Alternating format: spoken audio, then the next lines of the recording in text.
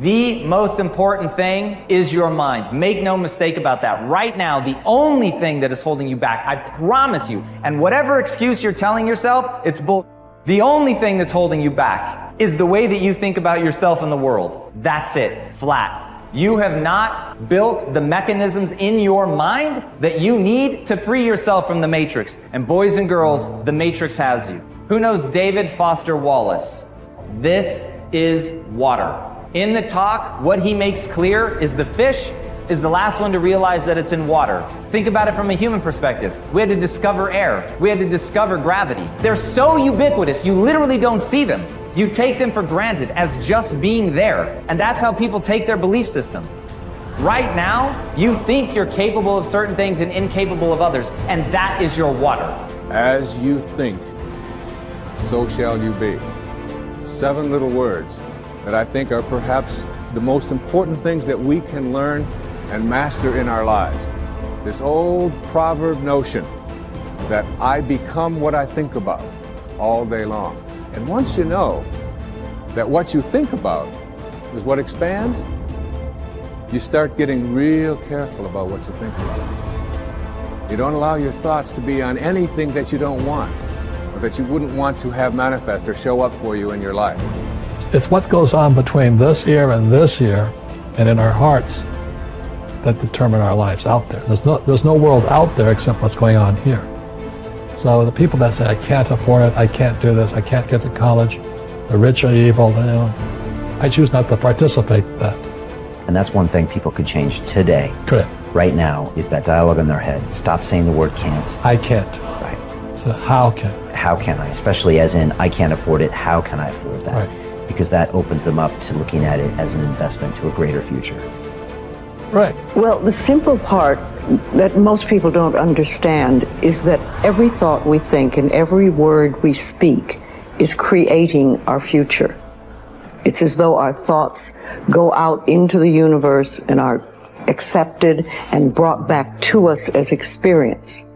Now that is a very simple thing, but most people don't get it. They don't understand it. They've never heard it before and they think it's ridiculous.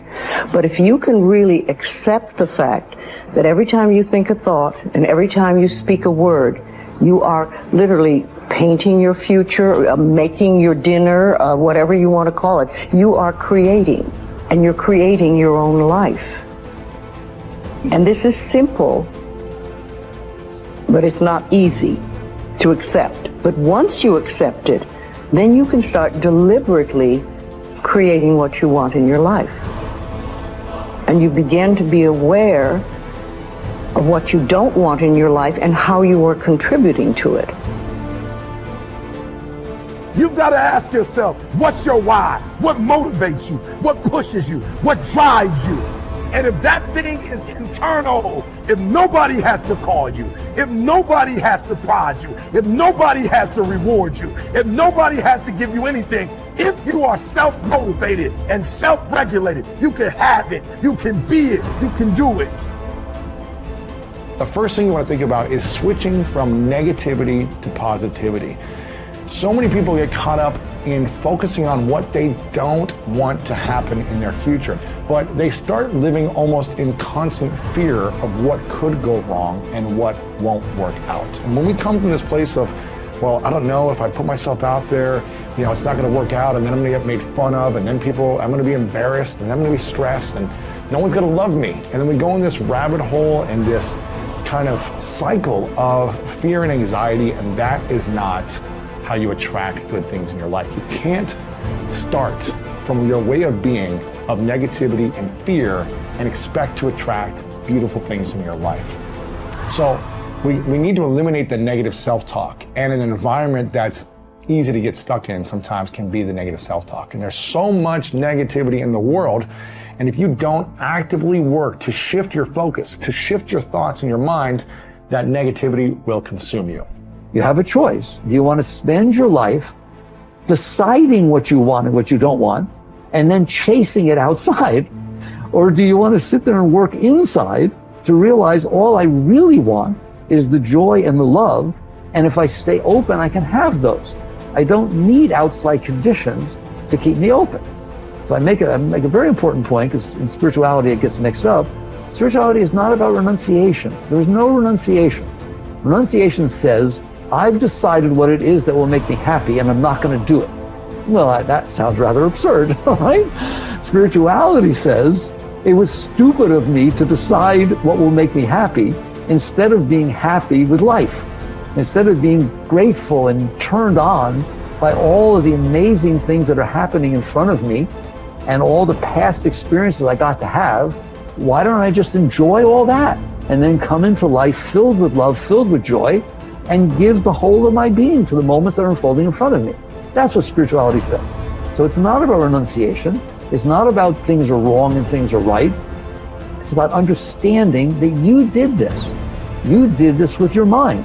You set up conditions in which your mind would open and then your heart opens, and conditions in which your mind will close and your heart closes. So basically, you come to the point where you have to decide, do I want to continue letting my past leave impressions on my mind and my heart such that only certain things will open and close me, and then I will spend my life chasing after, manipulating, controlling, conniving, whatever you want, the world around me, so that sometimes it unfolds the way I want?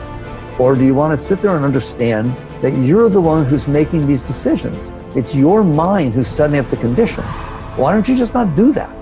Create habits of empowering yourself, because empowering yourself, forgiving yourself, supporting yourself as you move forward and do the work to change your life, that's how you break the habit of victimizing yourself. And that's how you learn to do the opposite, which is supporting, empowering, cheering, celebrating yourself as you move forward. That's what's going to motivate you to do the action.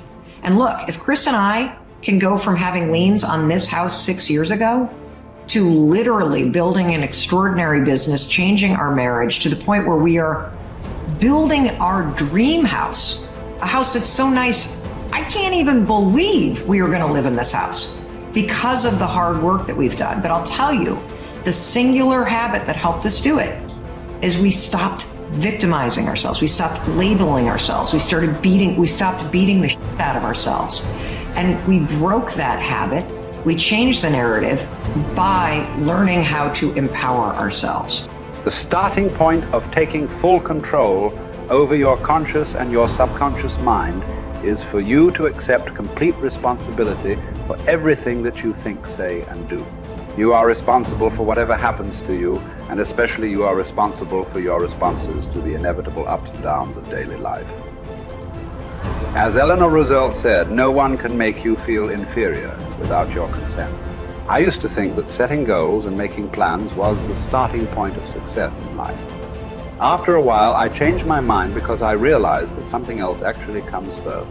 What comes first is the acceptance of complete responsibility for yourself and for everything that happens to you. Real maturity begins when you finally realize that no one is coming to the rescue. It is only when you accept total responsibility for your life situation, with no excuses and no blaming of others, that you move into a mental position to kick the long ball in your own life. It is only when you have accepted 100% responsibility for yourself that you are ready to take the next step and decide exactly what it is you want and exactly what it is you want to do. Accepting responsibility is not an option that is open to the individual. It is mandatory. It is an absolute fact of human existence. You do not have the luxury of blaming others or making excuses for parts of your life that are not satisfactory. As Henry Ford said, never complain, never explain. No one makes you do anything or feel anything. You are where you are and what you are because you have decided to be there. Everything that you are or ever will be is entirely up to you. If there is any effect in your life that you're not happy about, it is solely up to you to change the causes. You are completely responsible. When something negative or unexpected happens to you, immediately seize the moment as an opportunity to demonstrate calmness and self-control. Make it a game. Instead of allowing yourself to feel negative, deliberately force yourself to substitute something positive.